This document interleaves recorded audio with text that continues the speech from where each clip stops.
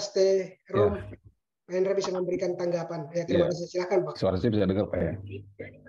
Jelas. Oke. Ya, terima kasih untuk Pak Chandra dan Pak Moses yang sudah menyampaikan materi pada malam hari ini. Saya melihatnya polemik yang ada pada beberapa hari ini, mungkin bisa beberapa minggu gitu ya. Mungkin disebabkan karena kalau misalnya ada polemik yang ada satu pandangan yang begini, implikasinya akan menyatakan membuat seolah-olah Yesus itu nanti tidak disebut dengan Tuhan lah begitu. Atau artinya akan berimplikasi diragukannya ketuhanan Kristus gitu. Nah, ini yang menjadi sebenarnya kalau saya lihat dasar dari masalah yang ada ya, sehingga kita hari ini berkumpul di tempat ini untuk membahas satu problem yang ada. Nah, kalau saya menyorotnya gini Pak, untuk Pak Chandra dan Pak Moses, bahwa sebenarnya Alkitab itu dari Perjanjian Lama dan Baru gitu ya, kalau kita mau jujur begitu misalnya, sebenarnya nggak apa-apa. Semakin Kristus dilihat sebagai manusia, misalnya ada beberapa religion lain yang memandang kita, loh Tuhanmu itu bukan, Yesus itu bukan Tuhan, loh, bukan Allah, dia manusia. Nah, semakin mereka menemukan bahwa Yesus itu adalah manusia, kita harus bersyukur. Wah, berarti kita punya Alkitab tidak berdusta, tidak dimodifikasi begitu ya. Karena itu mengkonfirmasi firman telah menjadi manusia begitu. Nah, tetapi bagi kita yang tahu bahwa siapa Kristus begitu ya, siapa Yesus Kristus, siapa yang berinkarnasi menjadi manusia itu, bahwa dia sudah ada sejak pada mulanya, yang bersama dengan Allah, yang menciptakan segala sesuatu, oleh dia segala sesuatu dijadikan, tanpa dia tidak ada segala sesuatu yang jadi dari segala yang dijadikan gitu ya. Nah, kita tahu itu, dan semakin kita melihat dia dari sisi memang dia manusianya gitu ya, pribadi manusia itu yang kita lihat, itu semakin mantap sebenarnya. Nah, kita tidak masalah ketika kita membaca, menemukan sebuah pandangan bahwa Kristus dibangkitkan dalam surat-surat Paulus yang tadi saya agak lost sedikit tadi ketika Pak Chandra menyampaikan sampai big picture. Sorry tadi anak saya sempat nangis jadi terskip ya, agak jauh juga. Tapi artinya begini, saya percaya bahwa ketika Paulus menghadapi masalah yang ada pada masa itu, mengapa dia menuliskan begitu ya, atau mengatakan Kristus dibangkitkan. Ya mungkin ya kita tahu bahwa isu yang beredar dari Kayafas, dari yang lain, bahwa Yesus dicuri, bahwa Yesus itu ada lagi pandangan dari Kristen yang sesat bidat ya, gnostik begitu, yang menyatakan bahwa dia itu nggak pernah disalib, nggak pernah ditangkap, salah tangkap, salah salib, the wrong man begitu ya, seperti pandangan Serintus, Setian begitu. Itu banyak sekali itu beredar di masa-masa gereja mula-mula begitu, Kristen mula-mula lah gitu ya. Nah, jadi ketika saya bermula waktu itu, saya pun sempat agak bingung ketika ini menjadi serius. Ketika seorang teman bertanya pada saya, bagaimana pandangan Pak Hendra mengenai Yohanes 2:19? Loh, saya melihatnya nggak ke situ, saya bilang. Karena nggak bisa kita hanya pahami bahwa kata rubukan betala itu, aku akan membangun dalam 3 hari, bahwa itu adalah bicara tentang bagaimana dia bangkitkan dirinya.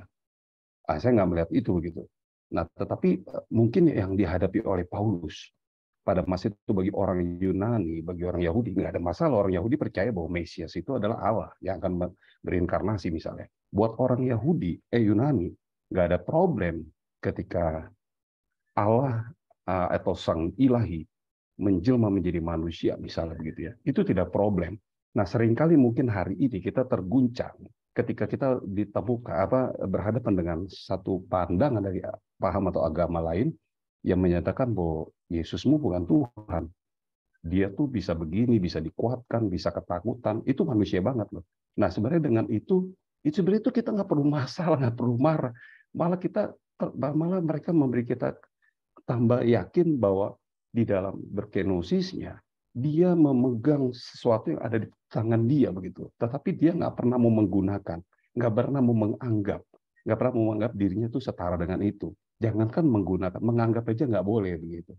Nah, semakin begitu semakin ya sahih lah begitu bahwa kita bicara benar begitu bahwa Allah menjadi manusia. Nah, ketika ketika saya bilang saya emang gara-gara saya juga mungkin ini saya bilang harusnya kalau kita mau jujur mengenai siapa yang membangkitkan ini, isunya saya dari awal udah bilang bahwa saya nggak pegang isu kebangkitan itu tentang bagaimana dia bangkit, tidak bicara tentang cara gitu ya. Tapi kalau ayat-ayat yang dirujuk itu harusnya saya bilang harusnya itu seperti ada apa ya voice dia tesisnya yang medial atau middle itu.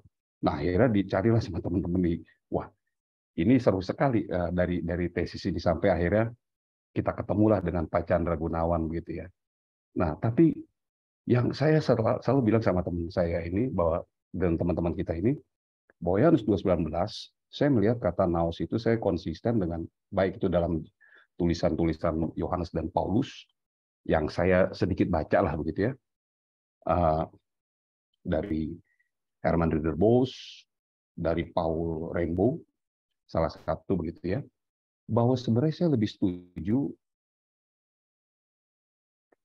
yang dibangkitkan itu ya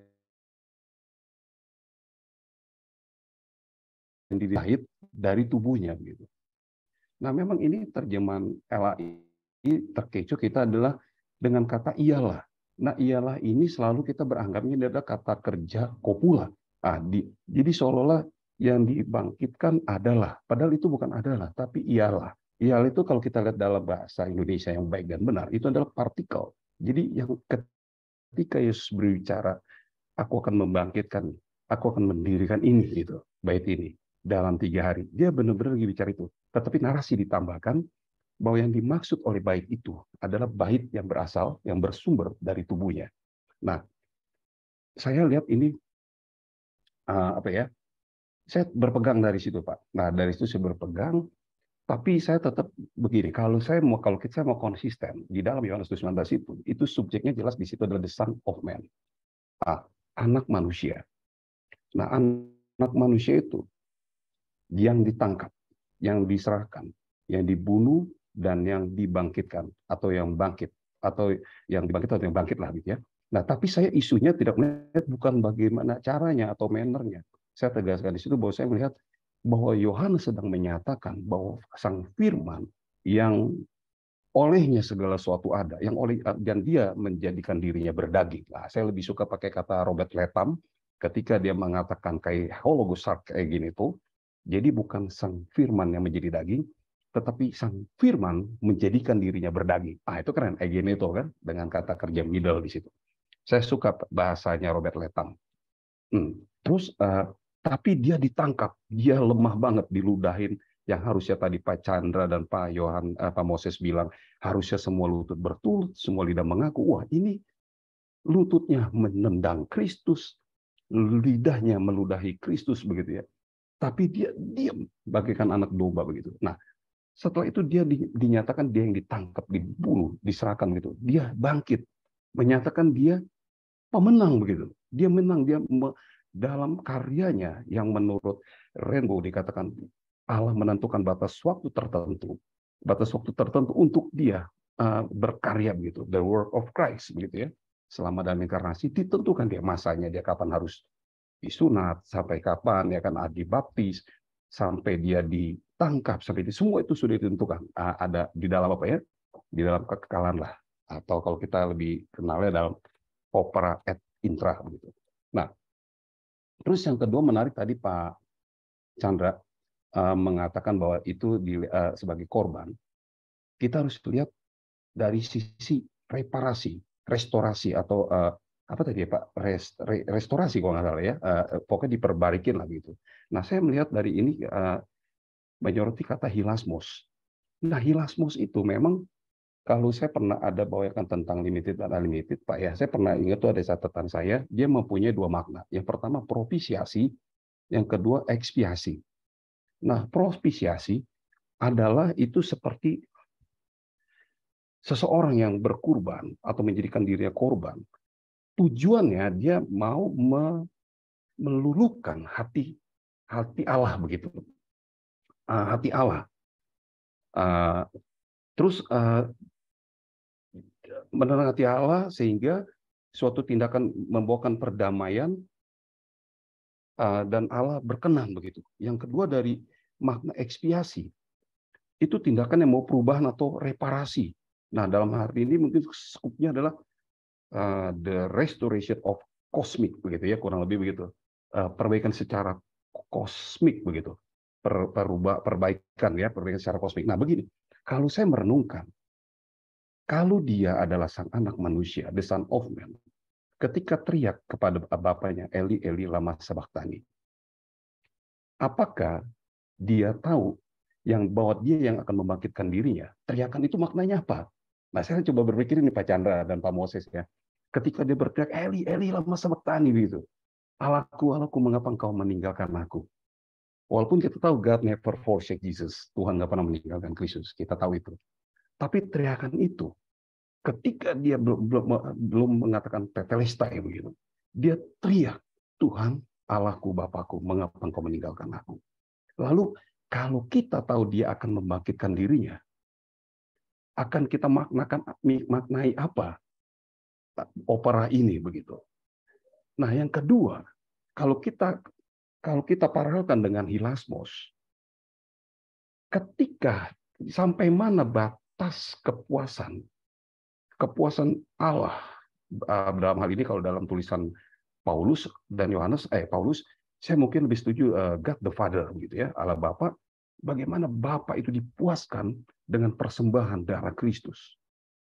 Apakah Kristus bangkit sebenarnya Bapa belum puas, misalnya begitu Pak ya?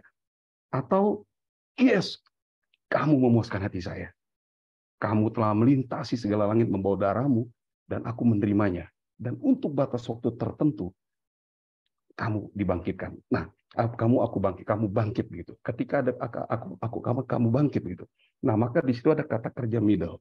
Nah, kata kerja middle di dalam misalnya Markus 9 ayat 31 kalau nggak salah. Apakah itu Yesus yang membangkitkan dirinya? Atau dipahami ketika dia dibangkitkan, dia bangkit dirinya begitu, dengan dirinya, middle, oleh dirinya dia bangkit misal begitu ya. Nah, tetapi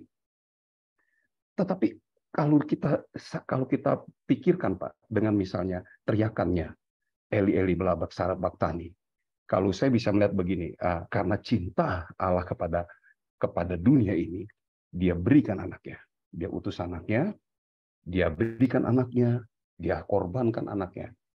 Nah, setelah itu dia merelakan anaknya tuh menanggung, memikul kutuk dosa begitu Pak. Kutuk dosa. Nah, setelah memikul kutuk dosa, apakah relevan jika dia membangkitkan dirinya sendiri tanpa misalnya Bapak tahu bahwa sejak semula sudah ditetapkan tujuan daripada pengorbanan anaknya, yaitu pada waktu tertentu dia akan memuaskan dan akan menjadi hilasmos, pendamaian dan perbaikan, ekspiasi, reparasi begitu Pak ya, yang ditetapkan waktunya oleh Allah, sehingga ketika dia bangkit, ini seharusnya jangan lihat bagaimana dia bangkit sendiri atau dibangkitkan begitu. Saya kita lari daripada konteks keseluruhannya gitu. Nah, yang kedua, yang udah keberapa kali saya ngomongin ya, intinya gini, dan mengikuti Yohanes 2:19 itu. Kenapa kalau kita lihat tadi ada gema echo atau alusi dari PL, di dalam Hosea pasal 6 kalau nggak salah ayat 2, dikatakan di sana bahwa Allah itu akan membangkitkan kita. Nah, karena itu saya rasa ini lebih cocok ketika Kristus bangkit. Dia sedang membangun bait baru yang sedang dirubuhkan, yang bukan itu baitnya, tetapi ini baitnya. Nah, narasi itu berbicara itu. Nah, disitulah ya saya menangkap inilah gereja, eklesia atau jemaatnya begitu, yang dibangkitkan menurut Hosea pasal 6 ayat 2. Nah, yang kedua, selanjutnya, kalau misalnya itu adalah tentang tubuhnya adalah disamakan dengan bait Allah itu rasanya merusak struktur bahasa ya, struktur kaidah bahasanya dan juga gramatikalnya.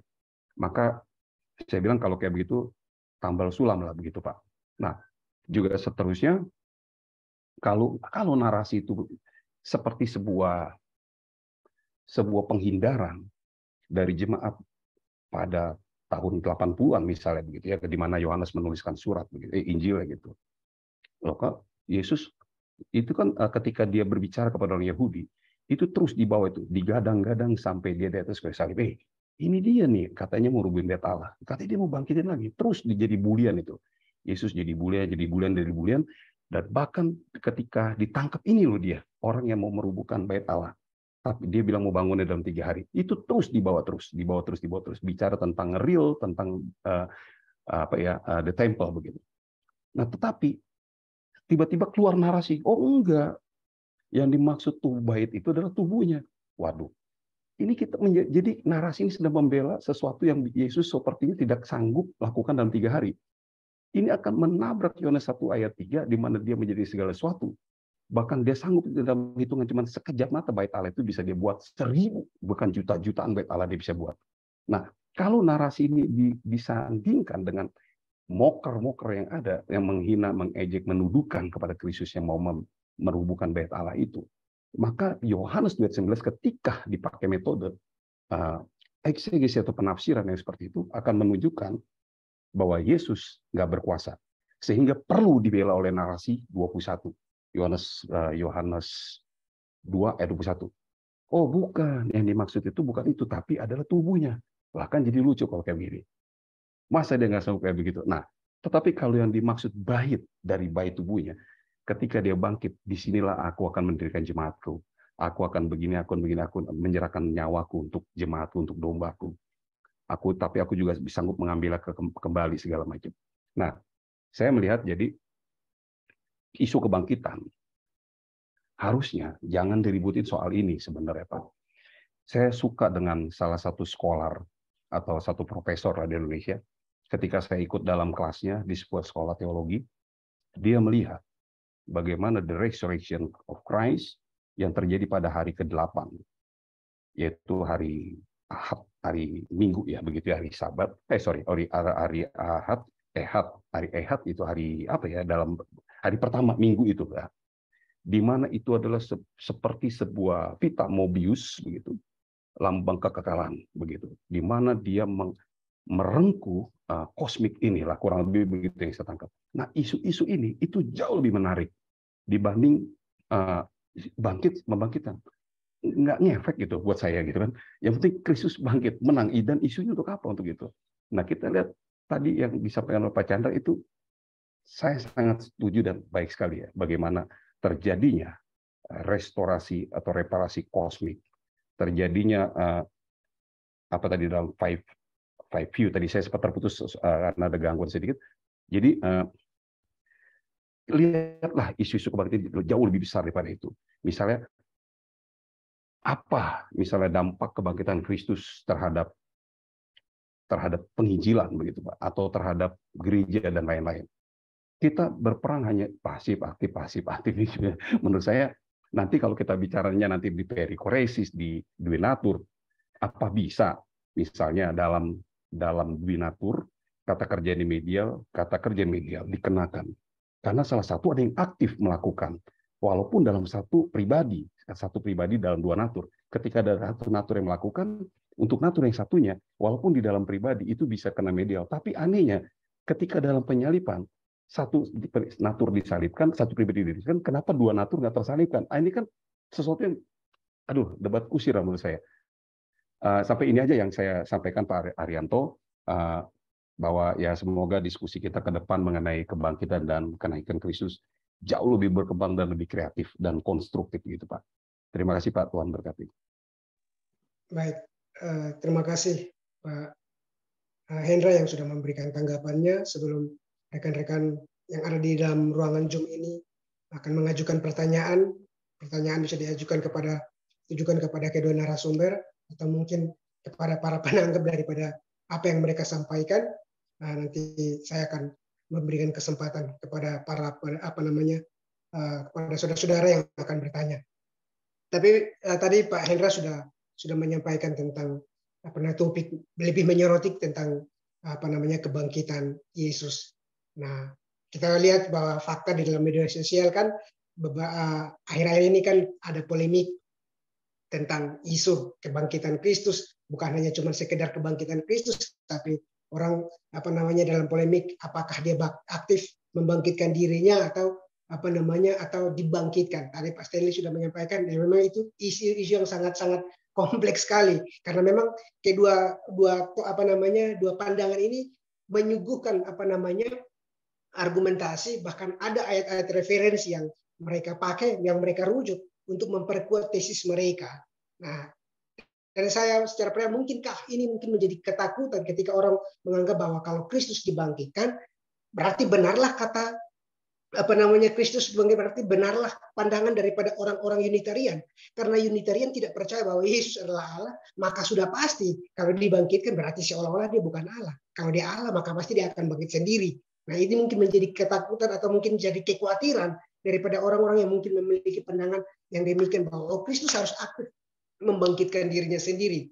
Dan polemik yang kedua adalah kita lihat daripada orang-orang saudara-saudara kita yang di seberang, mereka juga tidak mengakui tentang kematian dan kebangkitan daripada Kristus. Maka itu akan memperkuat pandangan mereka. Jadi ini mungkin menjadi kekhawatiran dalam ruang lingkup teologi, bukan orang-orang awam, untuk memahami ketika kita berpolemik dalam isu apakah bangkit secara aktif atau pasif. Nah, itu yang mungkin menjadi kekhawatiran sehingga mereka bisa mengajukan tesis yang demikian. Oke, saudara-saudara yang ada dalam ruang Zoom ini, mungkin akan ada pertanyaan. Silakan raise hand atau silakan bertanya kepada kedua narasumber kita.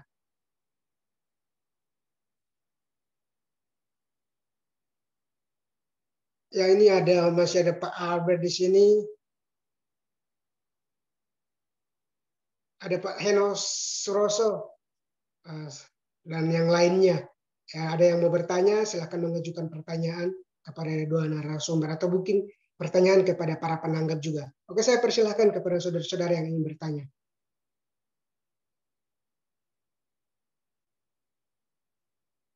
Halo, masih adakah di ruang Zoom ini? Masih stay kah? Oh, mungkin saya bisa Pak Marianto. Oh, siap. Silakan Pak B. Oh ya, oke. Terima kasih untuk materi yang sudah diberikan oleh Pak Chandra dan Pak Moses. Saya banyak dicerahkan oleh Bapak berdua. Dan memang ya seperti yang dikatakan oleh teman-teman, memang ini sebuah isu yang lagi rame, sehingga yang bicara tentang kebangkitan Yesus yang aktif atau pasif, sehingga memang RBS berinisiatif untuk mengadakan webinar ini.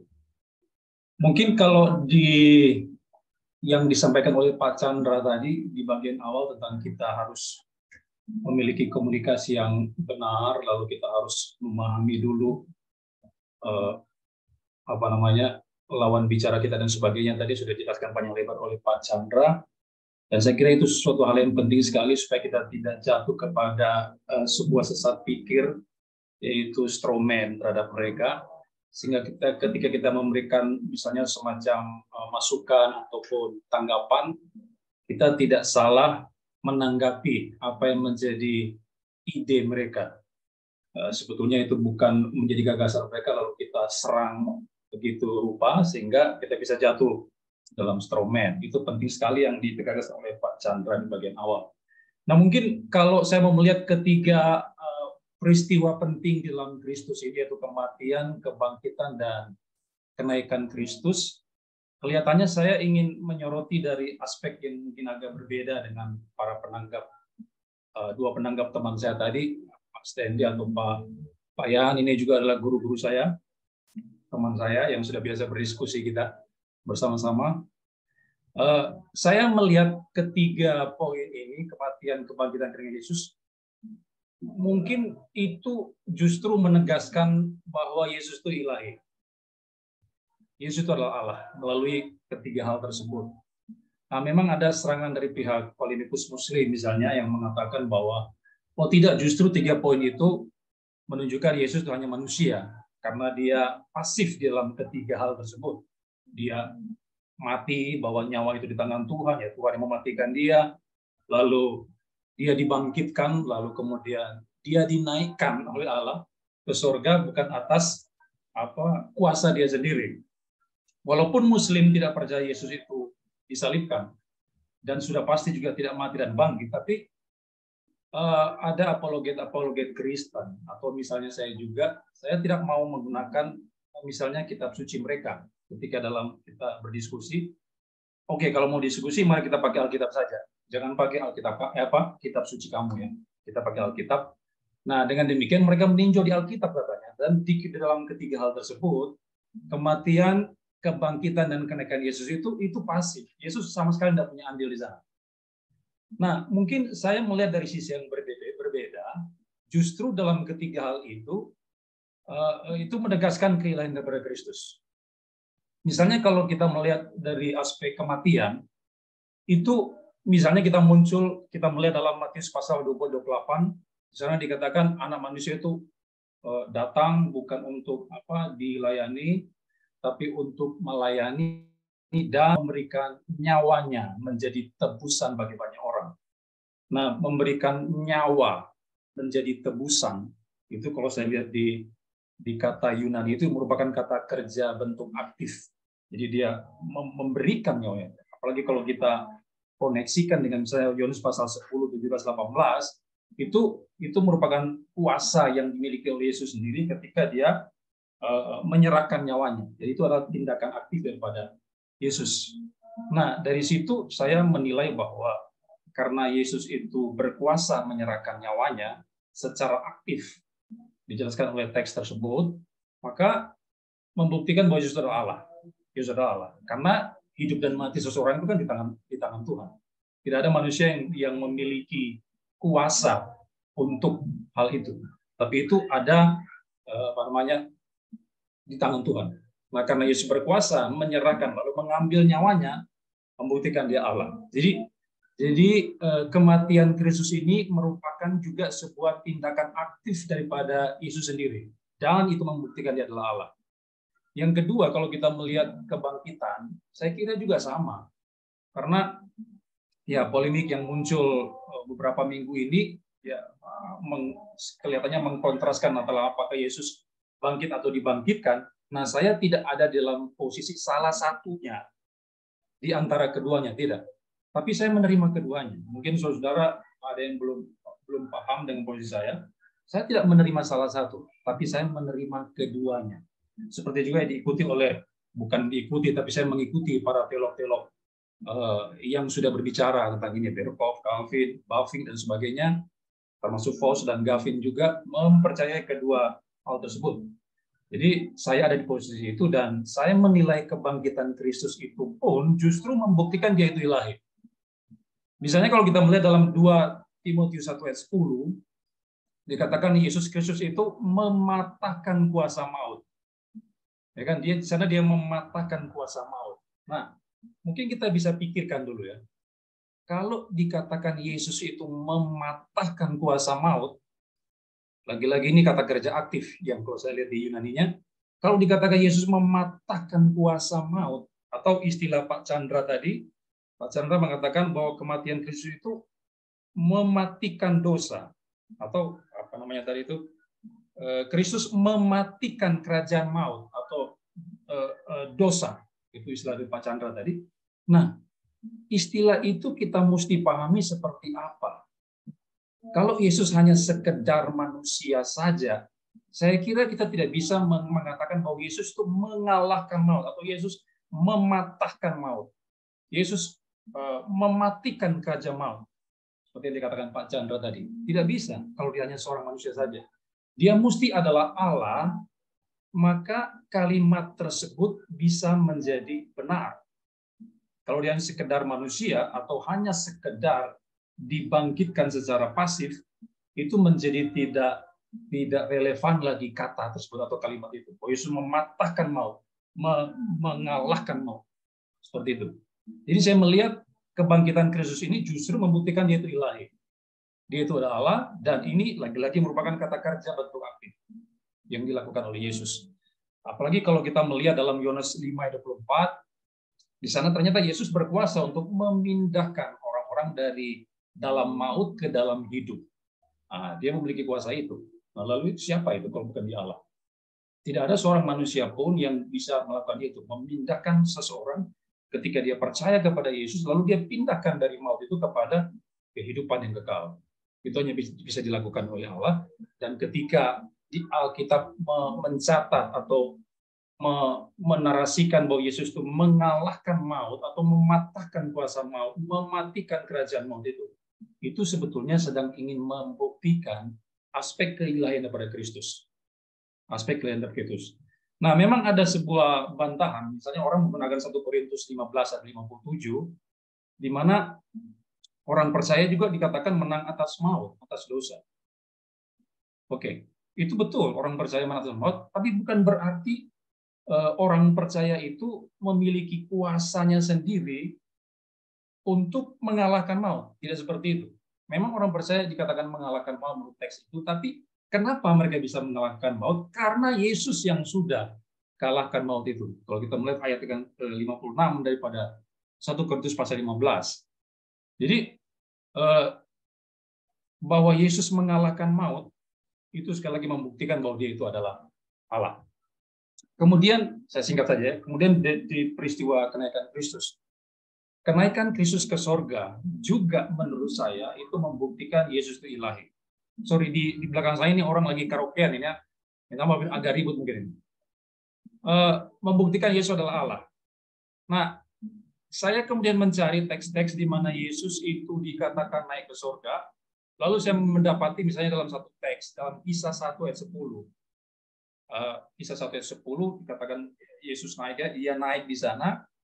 Dan kalau saya melihat dari ya ini memang bagus sekali ya. Ini polemik ini menyebabkan saya belajar lagi Yunani ya, kepada Pak Hendra, kepada Pak Chandra dan teman-teman lain, sehingga saya mulai mencari tahu ya. Ada kata-kata ia naik di sana dalam Kisah 1 ayat 10, ternyata itu menggunakan bentuk kata kerja middle di sana. Dan menurut saya itu merupakan sebuah tindakan yang aktif juga yang dikerjakan oleh Yesus. Bahwa pada waktu dikatakan ia naik dalam Kisah 1 ayat 10, itu merupakan kata kerja aktif, bentuk aktif yang dilakukan oleh Yesus. Jadi itu adalah perbuatan dari Yesus sendiri menurut saya dalam teks tersebut.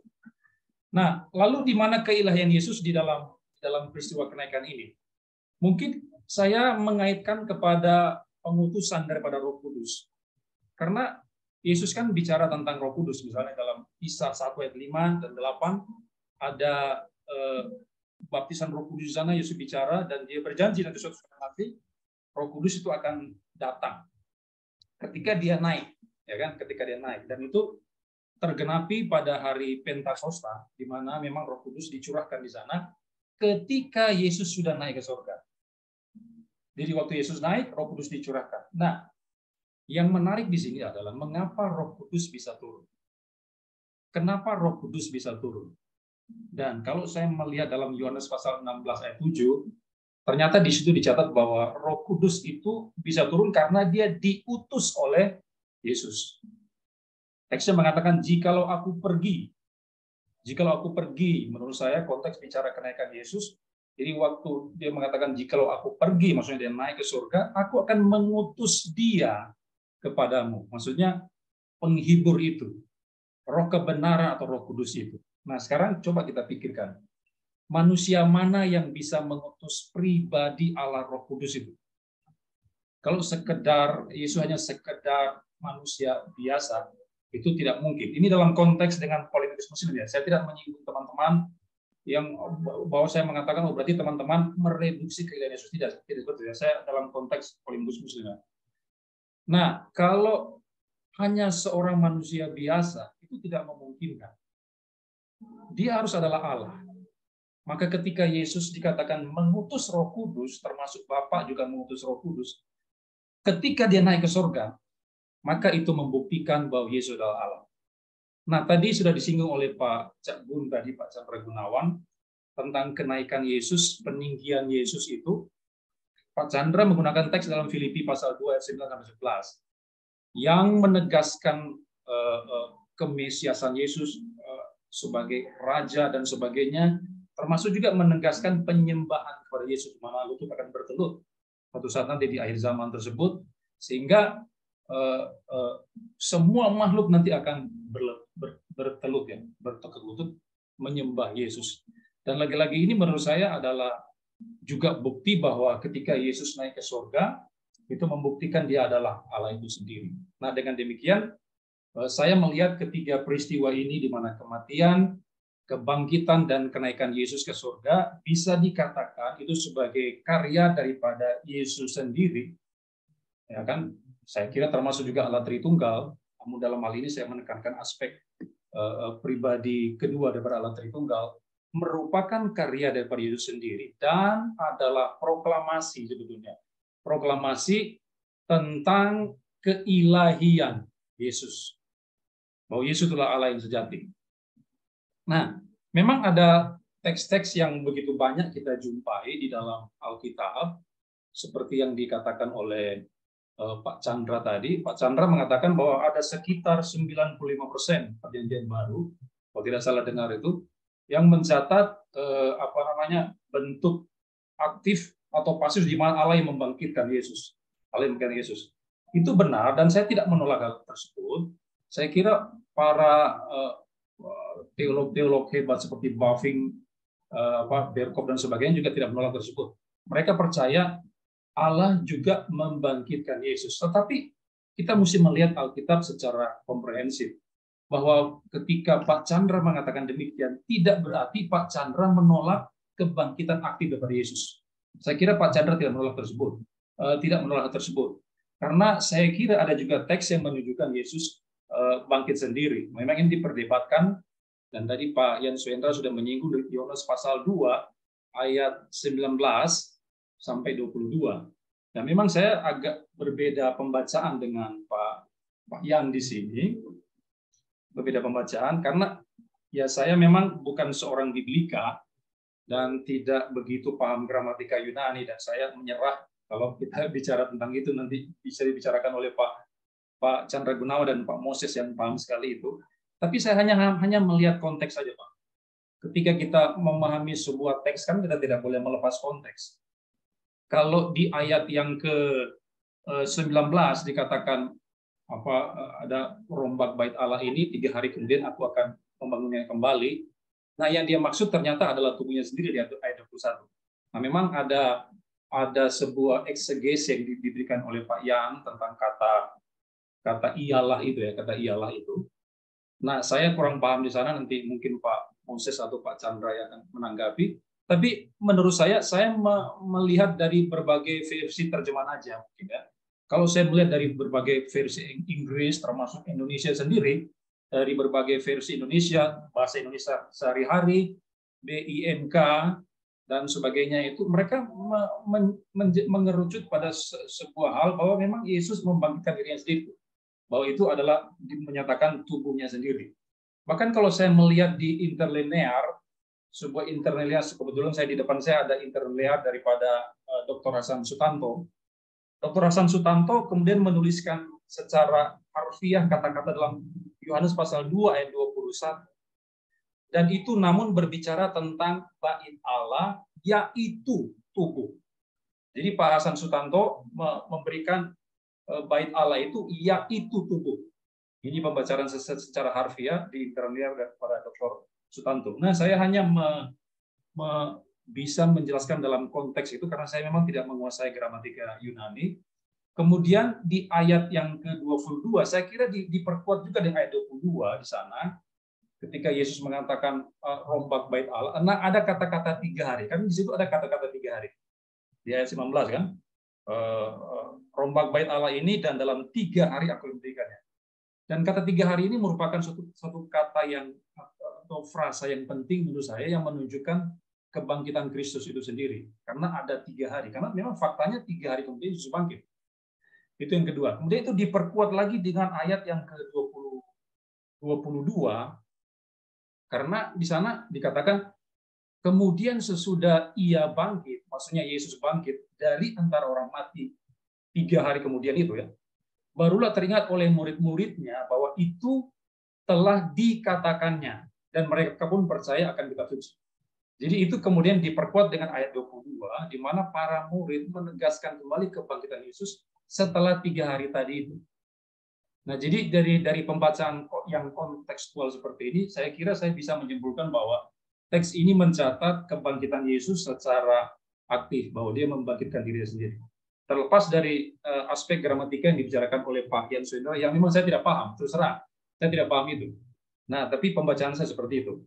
Nah, mungkin pertanyaan saya kepada kedua narasumber, Pak Chandra Gunawan dan Pak Moses, apakah betul ya, saya sebagai seorang awam saja membaca 3 poin penting dalam karya Kristus, kematian, kebangkitan, dan kenaikan Kristus ke surga itu justru sedang menegaskan keilahian Kristus, sehingga kita harus tekankan itu, dan saya kira kita harus tekankan aspek yang aktif juga, karena kalau tidak kita akan sedang bukan sengaja mereduksi, tapi implikasi yang bisa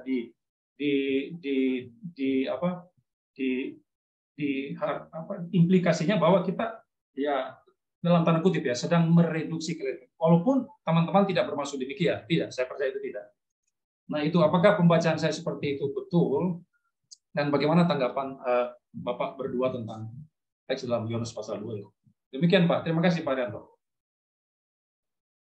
Oke, baik, terima kasih Pak Abed yang sudah memberikan sedikit tanggapan, pandangannya, dan memberikan pertanyaan kepada kedua narasumber. Dan nanti saya bacakan ada satu pertanyaan di chat. Mohon penjelasan dari pemapar materi ataupun penanggap. Kematian Yesus disalib itu apakah untuk menyediakan dosa, untuk menebus murka Allah pada manusia yang berdosa, atau untuk menebus dosa manusia? Terima kasih sebelumnya.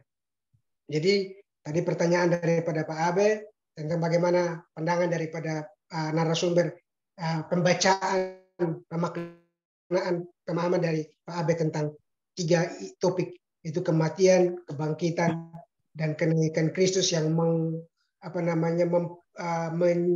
menjelaskan tentang keilahian daripada Yesus Kristus. Ya, saya mungkin berikan kesempatan kepada kedua narasumber untuk memberikan jawaban terhadap kedua pertanyaan tadi. Ya, silakan Pak Chandra atau Pak Moses. Pertama, apakah kematian, kebangkitan, dan kenaikan Yesus menegaskan unsur keilahian Yesus? Saya kira ya. Tetapi untuk kematian, saya kira kemanusiaan Yesus sangat juga prominent di dalam tulisan Injil-Injil. Alasan dia mati adalah karena dia mewakili kita sebagai manusia, kan? Begitu. Maka dia menjadi korban yang sempurna merepresentasikan kita, begitu. Nah, sehingga kematian Yesus menurut saya keilahian dan kemanusiaan Yesus cukup clear di sana, begitu ya. Apalagi dengan kalau kita memahami mengenai dari surat Ibrani misalnya, nah itu tentu akan lebih clear. Nah, sedangkan untuk kebangkitan, apakah kebangkitan dapat juga menunjukkan ataupun menekankan dimensi dari kemanusiaan Yesus? Memang kebangkitan lebih kuat berbicara soal keilahiannya, begitu. Karena itu yang membedakan dia dengan manusia pada umumnya, apalagi kenaikan ke surga, begitu. Nah, tetapi tidak berarti bahwa unsur-unsur yang bersifat prominent ataupun menonjol di dalam satu bagian dari karya Yesus, tidak berarti bahwa waktu Yesus bangkit, kemanusiaannya itu menjadi hilang atau tidak nampak, tidak. Memang dalam peristiwa kebangkitan kita melihat ada unsur kemanusiaan yang ditonjolkan juga. Waktu Yesus misalnya memperlihatkan tubuhnya yang terluka, gitu ya, bisa makan dan sebagainya, ada unsur yang memperlihatkan kesejatian kemanusiaan dia. Tetapi dalam teologi Paulus tentu kebangkitan Tuhan Yesus, dimensi keilahian dia jauh lebih prominent, lebih menonjol untuk digambarkan, begitu ya. Nah, begitu juga dengan kenaikan Yesus.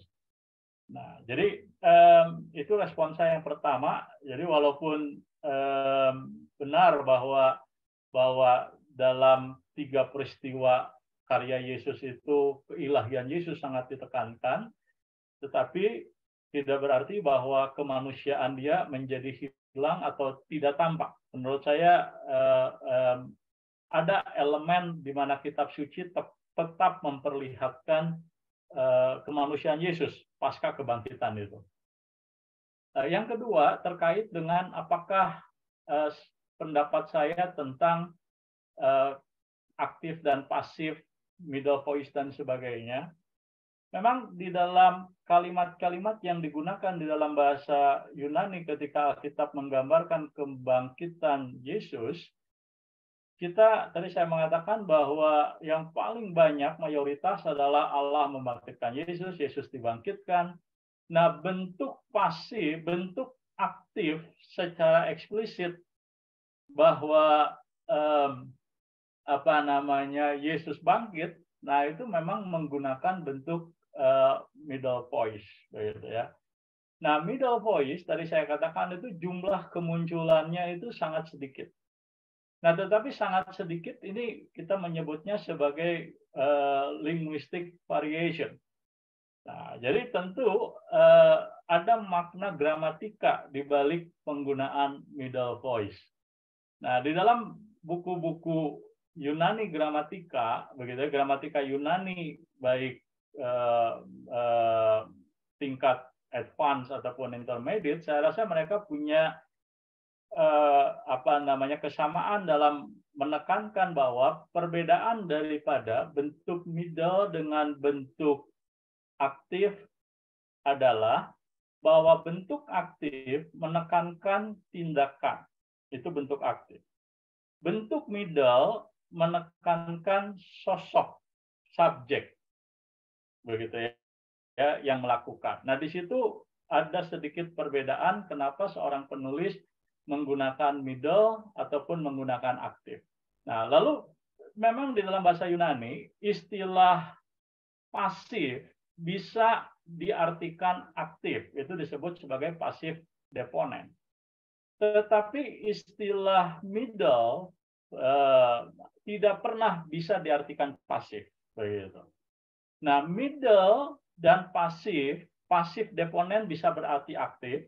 Middle memiliki arti aktif di dalam meaning-nya. Nah, itulah sebabnya maka ada implikasi dari gramatika yang digunakan dalam bentuk voice ini. Tetapi sekali lagi, gramatika itu bukan satu-satunya aspek yang perlu diperhitungkan di dalam memahami maksud daripada penulis ketika menggunakan bentuk middle, seperti yang tadi saya katakan. Jadi maksud, apakah penulis waktu menggunakan bentuk middle voice, dia bermaksud mengatakan bahwa Yesus bangkit dengan kuasanya sendiri. Nah, di situ kita butuh eksegesis. Kita butuh proses menafsir untuk sampai kepada kesimpulan tersebut. Nah, jadi makna gramatika itu baru salah satu aspek yang perlu diperhitungkan selain makna-makna yang lain. Nah, lalu yang ketiga terkait dengan Yohanes 2 ayat 21 mengenai istilah his body dan temple. Nah, saya perlu dalam pandangan saya kira saya perlu sedikit clear dalam hal ini bahwa pertama fokus daripada penafsiran terhadap istilah ini perlu kita lumayan berhati-hati. Kita bisa fokus kepada istilah tubuh seperti yang didiskusikan, atau kita bisa fokus kepada istilah naos, istilah bait Allah itu sendiri. Nah, istilah tubuh, kalau misalnya Pak Hendra menggunakan tubuh berarti gereja ataukah tubuh Kristus dan sebagainya, nah tentu itu terlalu eisegesis, oleh karena kita memaksakan teologi Paulus masuk ke dalam teologi Yohanes begitu. Dan ini barangkali walaupun bisa karena mereka adalah sesama orang-orang Kristen bisa share vocabulary dan sebagainya, tetapi gagasan gereja sebagai tubuh Kristus itu adalah ideolek, Pak, masalahnya.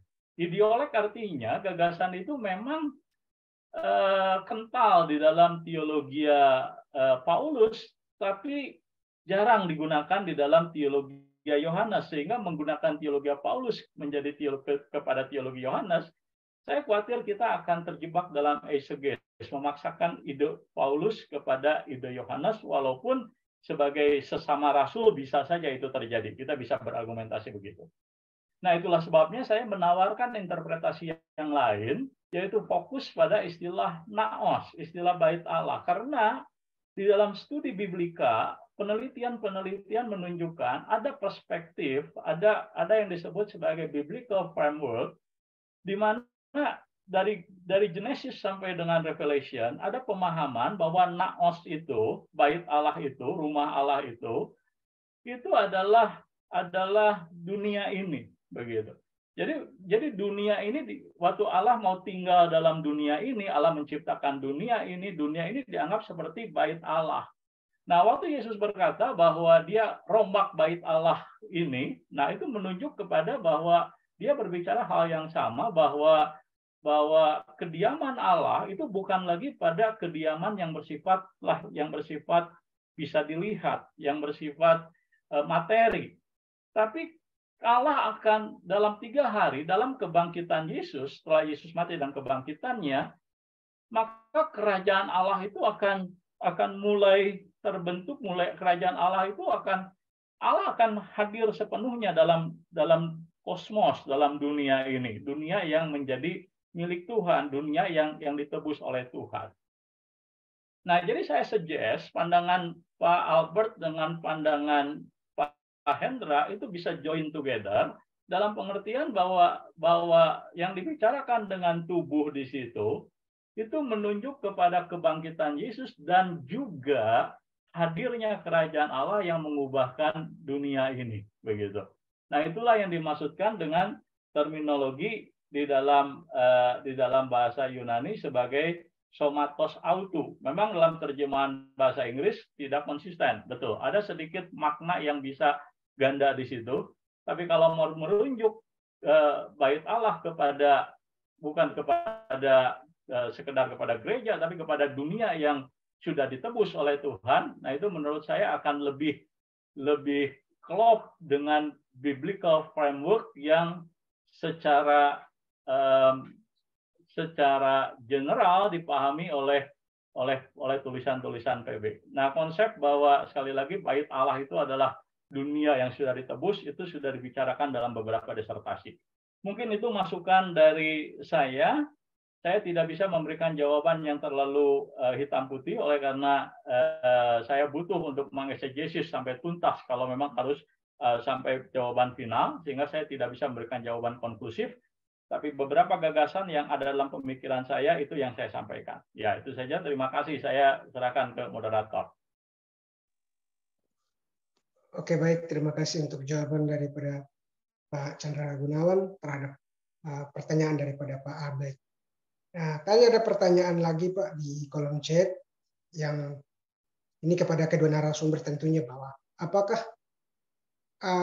mohon penjelasan pemateri kematian Yesus di kayu salib itu apakah untuk meniadakan dosa, untuk menebus murka Allah pada manusia yang berdosa, atau untuk menebus manusia? Oh ya, sorry, saya belum menjawab itu. Tiga-tiganya betul. Itu disebut sebagai berbagai dimensi atau sisi yang berbeda dari makna kematian Yesus. Jadi makna kematian Yesus tidak bisa dipahami oleh sekedar dari satu sisi, tapi dari berbagai dimensi, begitu. Nah, jadi tiga-tiganya betul, tapi bukan hanya tiga. Ada dimensi-dimensi yang lain dari kematian Kristus yang saya tidak bahas, tetapi itu dibicarakan Alkitab. Oke, itu saja. Mungkin silakan Pak Moses melanjutkan. Terima kasih. Oke, ada lagi ini pertanyaan dari orang yang sama, Sahrul Effendi. Dia bertanya, apakah tubuh Yesus sebelum kebangkitan dan setelah kebangkitannya sama? Apakah tubuh kebangkitannya sampai hari ini masih sama? Mungkin Pak Moses bisa menjawab pertanyaan yang ini. Baik, terima kasih. Kalau saya menjawab secara biblika, terutama dalam Injil-Injil, jelas bahwa tubuh Yesus, tubuh kebangkitan berbeda dengan tubuh dia sebelum ia bangkit. Mengapa? Jelas bahwa ketika ia bangkit, itu selalu ada satu pernyataan bahwa dia menampakkan diri. Dan dia pun ketika menampakkan diri itu kepada kelompok-kelompok yang spesial, terutama adalah murid-muridnya. Itu berarti memang ada orang lain yang tidak bisa melihat dia. Gitu ya, tidak melihat dia. Tapi para murid yang ketika ia menampakkan diri, itu bisa melihat, bahkan kalau kita melihat juga dalam narasi dalam Injil-Injil, dinyatakan bahwa Yesus malah makan bersama, gitu ya, ikan goreng dan sebagainya. Bahkan juga kalau kita melihat di dalam narasi tentang Thomas, yaitu si kembar, yaitu orang yang memang mempertanyakan sebelum ia menyucukkan tangannya sendiri, memang Yesus juga menyatakan kepada Thomas bahwa ia juga menampakkan diri dan akhirnya meminta kepada Thomas untuk menyucukkan jarinya. Jadi memang jelas Alkitab memberikan sebuah pernyataan bahwa ada perbedaan tapi juga ada persamaan. Ya, perbedaannya adalah dalam peristiwa kebangkitan ternyata tidak semua orang bisa melihat Yesus. Tapi ketika ia menampakkan diri dan membuka selubung orang-orang yang dia jumpai, maka dia baru bisa melihat. Kalau kita melihat juga di dalam 1 Korintus 15, itu ya digambarkan seperti benih atau itu yang mati, dan akhirnya tumbuh dan menjadi besar, dan akhirnya terhisap dalam kemuliaan. Makanya kalau di dalam sistematika sebagai tubuh kemuliaan, walaupun Alkitab tidak pernah mengatakan ada tubuh kemuliaan, tapi itu ya, tapi yang ada adalah memang tubuh yang direlasikan dengan kebangkitan Yesus. Tentu ada sesuatu yang sungguh berbeda, tapi juga ada aspek yang berkelanjutan dalam diri tubuh kemanusiaan Yesus. Itu jawaban saya, Pak. Oke, baik Pak Moses. Untuk supaya saya tidak lupa, Bapak Moses sudah bisa juga memberikan tanggapan terhadap pertanyaan daripada Pak Abe. Ya, tadi sudah dijawab oleh Pak Chandra, tapi Pak Abe, Pak Moses juga bisa memberikan pandangannya terhadap pertanyaan dari Pak Abe supaya tidak terlewatkan begitu, Pak. Silakan, Pak. Baik, terima kasih. Memang saya tadi mengakhiri dengan statement saya sehingga saya ikut pemahaman profesor, dan saya setuju dengan dia, tentu karena dia adalah seorang sistematikus, bahwa ketika ia memahami sebuah kristologi, dia menggambarkan seperti, dia sudah mengatakan bahwa aku 30 tahun ini mempelajari tentang sistematika, terutama tentang kristologi. Ternyata dia ketika memahami dalam bagian itu, menyatakan bahwa memang ada aspek-aspek dalam diri Kristus yang tidak pernah akan tuntas untuk dapat dimengerti secara gamblang gitu ya, jelas begitu. Dan dia berpatokan dengan statementnya Paulus sendiri, dan juga dia berpatokan kepada peristiwa tentang kenaikannya. Jadi terkait tentang pembacaan Pak Abi bahwa baik kematian, kebangkitan dan kenaikan dihubungkan dengan keilahian, tentu hal ini saya sepakat dengan Pak Chandra, memang harus hati-hati. Itu ya, hati-hati, karena ketika kita memberikan penekanan yang tidak seimbang dalam bagian tertentu, misalkan dalam dikaitkan dengan kematiannya, itu ya, apakah itu yang ditekankan adalah yang besar kemana, kemanusiaannya atau keilahiannya, itu juga menjadi sebuah pertimbangan-pertimbangan yang dalam arti di sini betapa kompleksnya ya kristologi itu. Dan itu bahasanya Profesor Kampus adalah itu sama kompleksnya ketika kita memahami Bapa dan juga memahami khususnya Roh Kudus juga gitu ya. Betapa kita sangat terbatas untuk memahami itu secara terang benderang, terutama ketika berbicara tentang bagian. Tapi saya ingin mengusulkan bahwa pembacaan kita tentang kematian dan kebangkitan Kristus harus kita baca dalam perspektif yang tidak lepas dari Perjanjian Lama. Gitu ya, bahwa kematian dan kebangkitan dan juga kenaikan Yesus itu selalu dihubungkan sebagai bagaimana karya Allah dalam sejarah keselamatan atau sejarah penebusan. Dan kalau kita bicara tentang firman yang menjadi daging atau kalau Pak Indra berdaging tadi atau bertubuh tadi itu ya, berarti itu bicara bagaimana dia perendahan dia sampai kepada titik tertentu, tapi juga kita lihat bahwa kenaikan Yesus adalah juga bagian dari pemuliaan dia. Ya, ini kalau dalam bahasa simbolik disebut sebagai victory, ada turun, ada naik, dan di situ adalah satu paket yang nggak bisa dipisah-pisah, tapi memang ada garis yang membedakan, ada hal kapan yang lebih prominent kalau bahasa Pak Chandra, mana yang tidak menonjol dalam bagian itu. Tetapi memang perlu hati-hati untuk kita langsung berkata A, B, atau C, D langsung tuntas begitu. Saya sendiri sebagai teolog yang masih belajar juga dalam hal ini, terutama dalam pendekatan biblika yang saya pahami dalam Injil Yohanes ataupun dalam Kitab Wahyu, terutama yang tadi saya bahas bahwa memang dalam setiap identitas Yesus dan juga dalam setiap identitas secara simbolik Yesus itu memang menekankan tentang keilahian dan juga kemanusiaan yang direlasikan tentang karya Yesus itu ya. Dan karya Yesus itu selalu bicara tentang dua hal ini secara bersama-sama karena melalui dia juga orang bisa mengenal Bapa. Ya kan begitu juga. Jadi juga ketika dia datang pun orang juga mengerti bahwa dia adalah utusan Bapa. Jadi ada dua hal, dia kadang menjadi objek, kadang dia menjadi subjek, itu menjadi satu paket yang selalu menjadi sebuah misteri walaupun sejauh Alkitab nyatakan kita perlu mengimani. Maka statement Profesor Kampus di sini adalah ternyata apapun yang kita lakukan terkait tentang kematian, kebangkitan, kenaikan Yesus, ternyata bukan hanya sekedar pengetahuan yang kita perlukan, tapi tetap memerlukan yang namanya iman. Seperti apa yang dikatakan oleh Thomas. Ketika dia para murid-murid tidak perlu menyentuh, dia percaya, tapi Thomas memerlukan untuk menyentuh.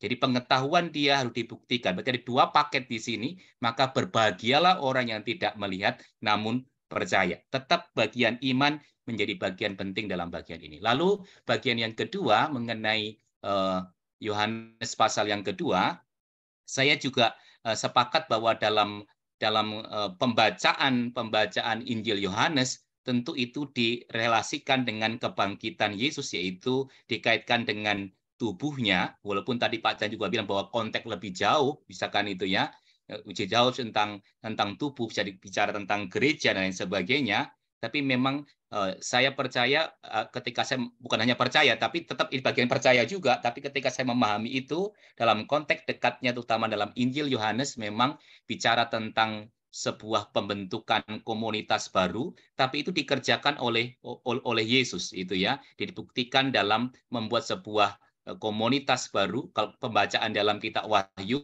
bahwa ketika Yesus bangkit dan juga darahnya itu akhirnya mengumpulkan orang-orang percaya, eksodus baru, komunitas baru, dan juga dikaitkan dengan nanti itu sebagai tempel tadi atau bait Allah tadi kalau dalam Kitab Wahyu yang diukur itu ya, yang diukur. Tapi saya memang harus hati-hati, terutama di dalam Injil Yohanes saya cenderung bahwa pembacaan tentang pembahasan tentang bahwa dalam 3 hari itu akan menunjuk kepada juga dikaitkan dengan tubuh, tapi juga hati-hati apakah itu tubuh yang dikatakan di sini adalah tubuh yang sifatnya sebelum ia bangkit atau tubuh yang dikaitkan dengan tubuh kebangkitan. Tapi yang jelas itu dituturkan bahwa berbicara tentang kebangkitan gitu ya, kebangkitan Yesus. Itu yang saya bisa respon dengan apa yang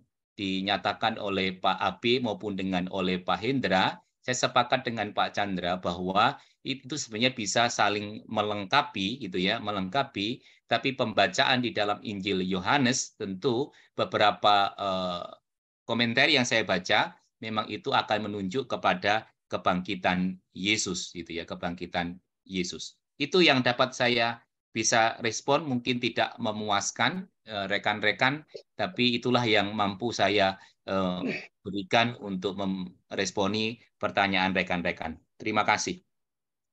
Baik, terima kasih Pak Pendeta Moses yang sudah memberikan tanggapannya terhadap pertanyaan daripada Pak Abe. Saya bacakan satu pertanyaan untuk Pak Chandra. Ini pertanyaan daripada Saudara Asman. Pertanyaan di dalam 2 Korintus pasal 5 ayat 12, frase menjadi dosa, apakah sama dengan menjadi berdosa? Jika berbeda, apa dampaknya? Mohon penjelasannya. Terima kasih. Ya, baik. Sebelum ke sana, saya coba sedikit share tentang pemikiran saya mengenai tubuh Kristus.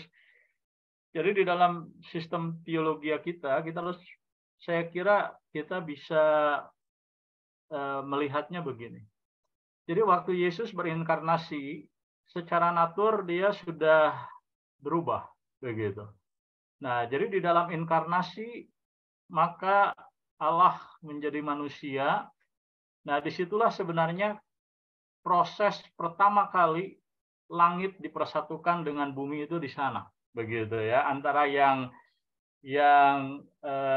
sorgawi dengan yang material menjadi satu. Maka kebangkitan Yesus itu juga disebut sebagai first fruit. Tubuh kebangkitan dia menjadi model juga bagi new creation, ya, ciptaan yang baru. Nah, jadi bahwa setelah Yesus mati, bangkit, nah jadi kedua natur Yesus itu tidak berubah. Nah, kedua natur, ya, bukan bicara soal apa itu namanya, ada yang berbeda antara tubuh sebelum kebangkitan dan sudah kebangkitan, tapi saya berbicara soal natur, begitu ya. Jadi dua natur Yesus antara sebelum dan sesudah kebangkitan itu nggak berubah, bahwa dia adalah Allah sejati, dia manusia sejati. Tetapi kemanusiaan Yesus setelah kebangkitan memang diperlihatkan berbeda, begitu ya. Jadi dia tubuhnya berbeda. Nah, itu yang dijelaskan oleh Pak Moses, tapi saya sedikit memberikan warning supaya jangan diartikan bahwa sebelum kebangkitan, maksudnya dua natur itu tidak ada. Gitu. Sebenarnya sudah sejak inkarnasi, nah itu sudah melekat gitu ya, dua natur itu. Jadi ini tidak mengcounter, tetapi ini menambahkan saja. Nah, yang kedua, istilah dibuat menjadi dosa. Apakah sama dengan berdosa? Ya tentu berbeda, begitu ya. Nah, jadi ini adalah bahasa yang digunakan di dalam Perjanjian Lama berbicara mengenai substitusi, begitu ya. Jadi waktu Yesus dibuat menjadi dosa, gitu ya. Nah, tentu ini kan, nah ini kalimat benar, begitu ya. Jadi kalau Yesus menjadi berdosa, begitu ya, atau Yesus berbuat dosa, itu kan nggak mungkin. Tapi kalau dia dibuat misalnya menjadi berdosa, artinya bukan dia yang berdosa, tapi dia dijadikan, dilihat di mata Allah sebagai orang yang berdosa. Nah, jadi gambarannya seperti apa, begitu ya, untuk memahami hal tersebut. Saya kira gambaran yang paling sederhana adalah gambaran yang digunakan oleh para bapak reformasi di dalam melihat gagasan substitusi ini. Bahwa waktu seseorang dibenarkan Kristus, begitu ya, dibenarkan Kristus, waktu orang dari dalam Kristus, orang dibenarkan Kristus, maka apa yang terjadi? Yang terjadi adalah gambaran yang digunakan seolah-olah kita itu mengenakan Kristus.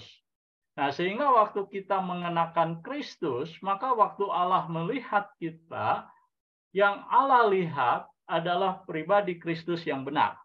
maka kita dipandang sebagai orang benar. Begitu. Nah, itu adalah gagasan pembenaran. Nah, tetapi Martin Luther khususnya dia mengatakan bahwa gagasan di dalam Kristus itu seperti seumpama perkawinan di mana ada dua aspek yang saling bertukar. Waktu kita di dalam Kristus, kebenaran Kristus diberikan kepada kita, dan waktu kita ada di dalam Kristus, maka apa yang kita punya, keberdosaan kita yang kemudian diambil oleh Kristus.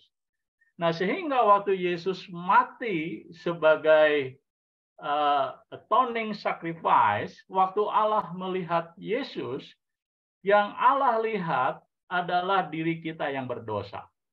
Dan itulah yang membuat seluruh murka Allah dicurahkan kepada diri dia. Dan itulah saya kira yang juga membuat kita mencoba mengerti kenapa Sang Anak Allah berteriak Eloi, Eloi, lama sabachthani. Nah, dalam konteks itu saya rasa kita bisa mengkorelasikannya. Nah, jadi sekali lagi, kalau pertanyaan tadi apakah sama dengan berbuat dosa? Tentu tidak. Tapi apa maksud daripada dibuat jadi berdosa? Nah, seperti yang tadi saya katakan, di dalam gagasan substitusi, waktu Allah melihat Yesus yang di kayu salib itu, maka yang dia lihat adalah pribadi kita yang berdosa. Itulah yang membuat kenapa dia dimurkai, menanggung murka Allah. Begitu. Nah, itu yang saya kira saya bisa jawab. Mungkin Pak Moses bisa menambahkan, silakan. Cukup jelas, Pak. Baik. Oke, di dalam yang ada di ruang Zoom ini mungkin ada pertanyaan lagi kepada kedua narasumber. Bisa, sudah jam 10, kalau di waktu Indonesia bagian timur sudah jam berapa ini? Sudah jam 12 ini. Jadi Bapak Ibu yang masih ada di ruang Zoom yang mungkin mau mengajukan pertanyaan secara langsung kepada kedua narasumber, saya persilakan.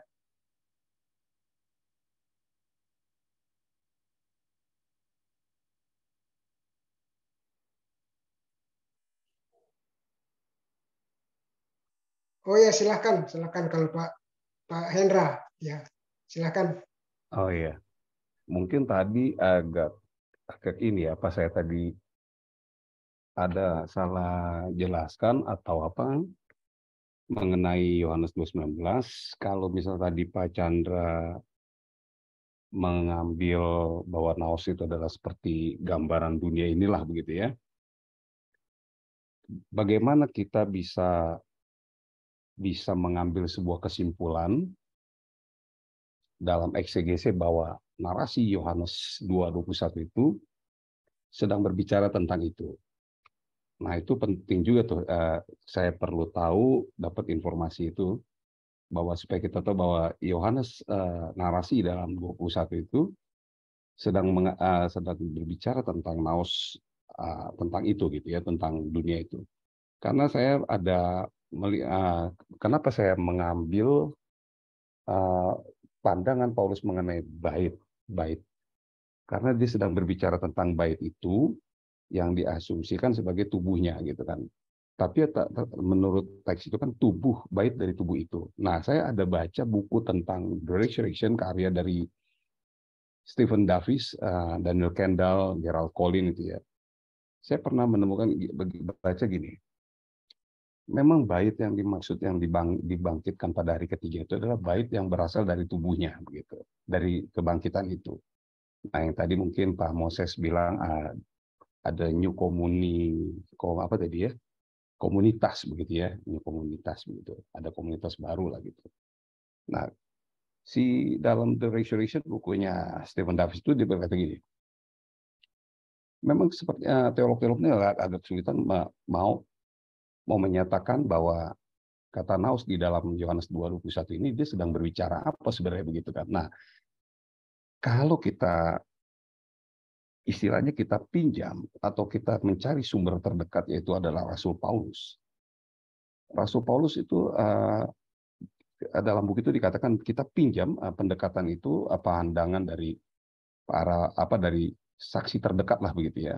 Dalam hal ini adalah sesama rasul yaitu Paulus. dia konsisten mengatakan bahwa bait itu, naos itu adalah misal dalam Roma 12 itu kan, tubuhmu adalah bait tersuci Roh Kudus itu kan, di mana the Holy Spirit dwelling gitu ya, tinggal gitu. Nah, jadi saya mau hendak mengatakan di dalam Yohanes 2:21, bukan saya hendak mengeksegese bahwa ini artinya ini gitu, tapi sedang mau mengkantor begini, mencoba membawa pemikiran gitu. Jangan semudah itu yang dalam tanda kutip saya anggap tambal sulam begitu, karena teolog-teolog yang menurut saya ini ya lebih expert begitu, ini pun kesulitan sebenarnya. Yohanes ini sedang berbicara pada itu. Oke, misalnya menurut Pak Chandra juga pernah juga itu disentuh oleh verbum ya Pak Deki, mengenai naos itu adalah the temple itu adalah tentang dunia ini gitu ya, tentang dunia. Nah, saya cuma mau tahu bagaimana membuktikan itu, walaupun sudah ada disertasi mengenai itu, membuktikan bahwa narasi itu dipakai untuk itu begitu. Ya. Untuk itu Pak Chandra. Okay. Thank you Pak Chandra. Baik.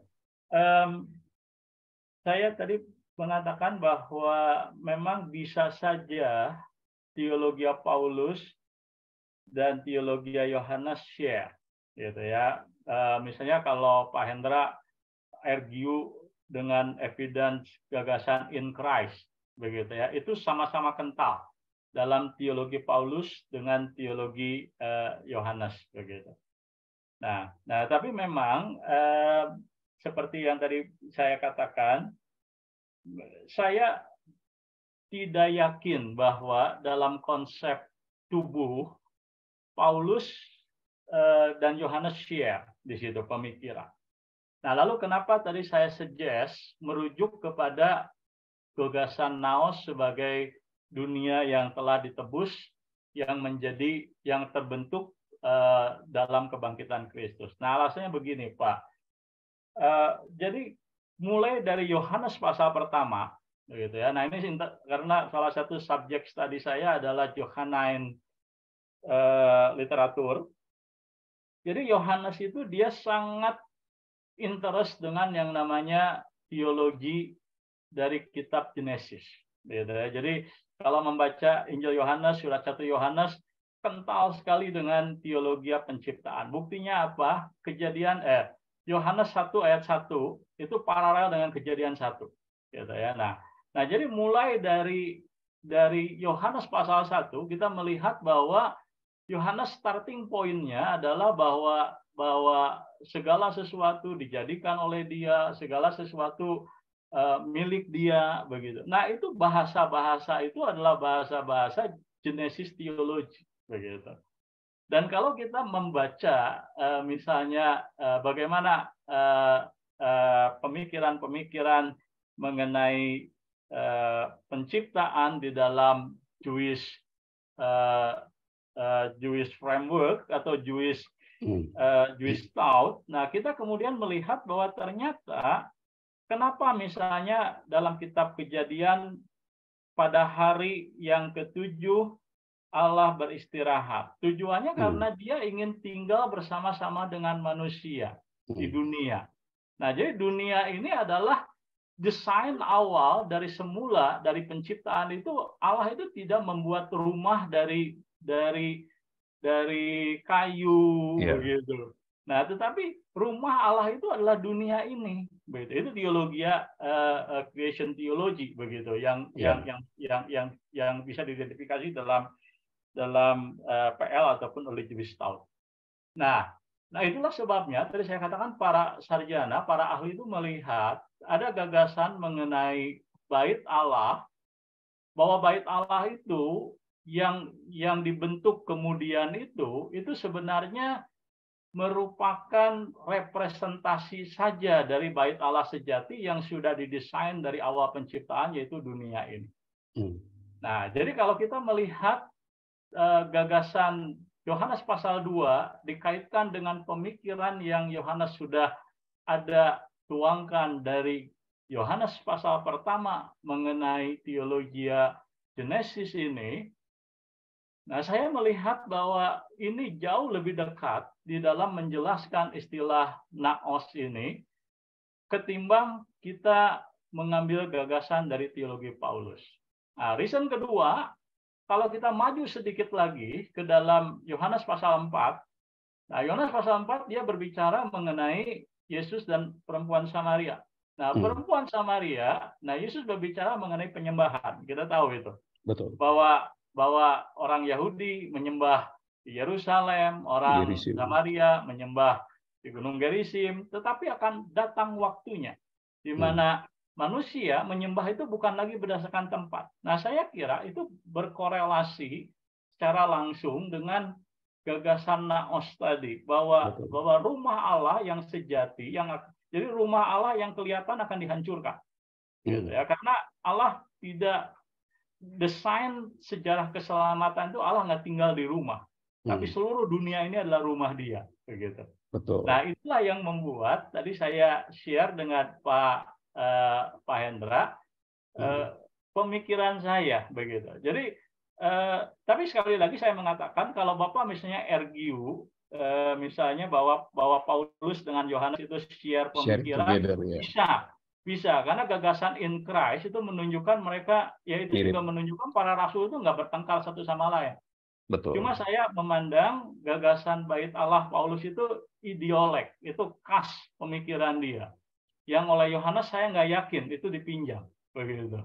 Ataupun berbagi pemikiran di situ. Itu sih pemikiran saya, Pak Hendra. Nah ini, thank you Pak Chandra. Nah ini masalahnya. Kalau tadi saya meminjam Paulus untuk skup kecil, komunitas gitu Pak ya. Kalau tadi betul yang di Yohanes 4 adalah kamu bukan menyembah di sini, tapi akan datang orang menyembah bukan pada satu lokus begitu atau lokasi ya Pak. Tapi yang berbahayanya adalah, saya bukan berbahaya gitu. Maksudnya ketika saya mengkantor ini, ketika saya meminjam teologi Paulus, adalah karena ketika Yohanes 2 ayat 19 dan 21 itu dipakai untuk menjadi sebuah manner, sebuah cara bahwa yang dibangun adalah tubuhnya. Apa maksudnya Pak? Somanya ini loh, tubuh. Nah ini saya nggak setuju.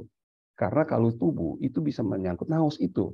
Apakah itu komunitas gereja, eklesia, atau tadi misalnya dunia yang sudah jatuh dan sudah ditebus.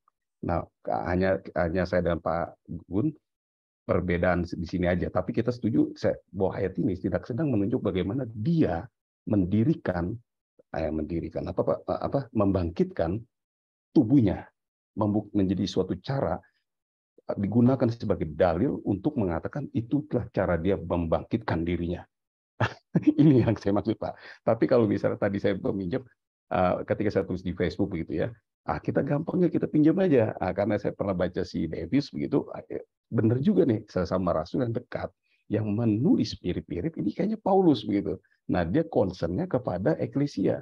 Tapi kalau tadi dari surat misalnya karena Bapak udah concern memang studinya gitu ya di Yohanes ini, saya dapat berkat lah gitu ya bahwa benar itu konfirmasi juga bicara tentang naos ini adalah dunia yang sudah ditebus, dunia yang jatuh yang sudah ditebus.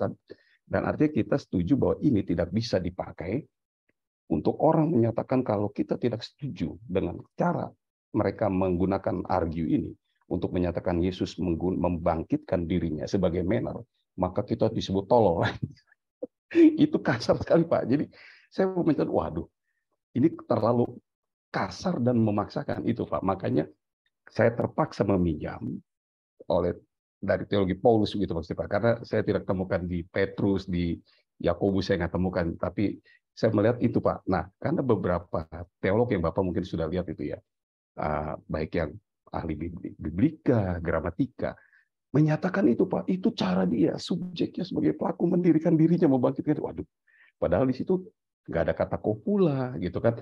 Ini adalah tentang bait yang dimaksud itu, tapi bait itu bukan itu. Tapi bait yang sesuatu ketika resurrection itu dibawa itu. Nah, tapi saya thank you Pak. Jadi dapat bahwa kalau tadi saya melihat dalam skup eklesia atau lebih individual adalah saya dan Bapak kita adalah naos, tapi dalam teologi Yohanes ini lebih kepada dunia yang sudah ditebus itu. Wah, thank you Pak. Tapi artinya ya saya terima kasih bahwa ayat 2:19 ini tidak bisa digunakan sebagai tindakan atau cara Yesus membangkitkan dirinya, Pak. Terima kasih, Pak. Tuhan berkati, Pak. Oke, baik. Terima Mungkin kasih. saya bisa tambahkan sedikit, Pak Arianto. Silakan. Mungkin saya bisa menambahkan sedikit, apakah juga ini berpikiran aja. Mungkin Pak Chandra atau rekan yang lain bisa juga menanggapi. Memang menurut saya sendiri juga teks yang di Yohanes 2 ayat yang ke-9 sampai selanjutnya itu, apakah memang itu harus menjadi ayat yang harus menunjukkan keilahian Yesus gitu ya? Apakah itu gitu ya? Bagi saya memang harus hati-hati. Ada ayat yang lebih eksplisit itu ya dalam Injil Yohanes itu sendiri yang kita juga bisa pakai untuk menunjukkan akan keilahian Yesus. Seperti yang Pak Chandra sampaikan di awal dalam prinsip eksegesis, jangan sampai kita membangun sebuah doktrin dari teks yang tidak sesuai gitu ya. Walaupun ajarannya itu benar. Gitu ya, ajarannya benar, tapi jangan kita juga cepat-cepat gitu ya, cepat-cepat untuk warning kita bersama untuk bicara tentang sehingga kalau teks itu tidak bicara tentang bahwa Yesus bangkit sendiri, itu akan mereduksi akan keilahian Yesus. Saya kira tidak teks itu gitu ya, tidak berbicara ke arah sana. Dan bahkan kalau nanti membaca para pakar Injil Yohanes, malahan peristiwa kebangkitan Yesus itu sebenarnya sudah didahului dengan sebuah narasi, terutama dengan kebangkitan Lazarus gitu ya. Itu punya relasi yang begitu kuat gitu ya, yang begitu kuat tentang kebangkitan Yesus itu dikaitkan juga dengan kebangkitan Lazarus, bahwa menjadi awal, tapi awal dalam peristiwa kebangkitan yang merupakan miracle, sebuah tanda. Jadi kalau menurut saya memang peristiwa kebangkitan Yesus dalam Injil Yohanes, mungkin Pak Chandra yang membidangi bagian ini lebih detail, lebih mendalam lagi, memang dikaitkan sebuah puncak dari tanda itu ya yang ditunjukkan oleh Yesus gitu ya, ketika ia ada di bumi dan dalam kondisi antara dia juga akan naik ke surga. Dan itu tentu direlasikan kalau kita bicara tentang Kristus yang diurapi, dan itu cocok juga dengan perjanjian lama. Siapapun yang diurapi, terutama diurapi oleh Bapa, maka dia pasti akan bisa diperkenan membuat sebuah miracle, sebuah tanda. Ya, termasuk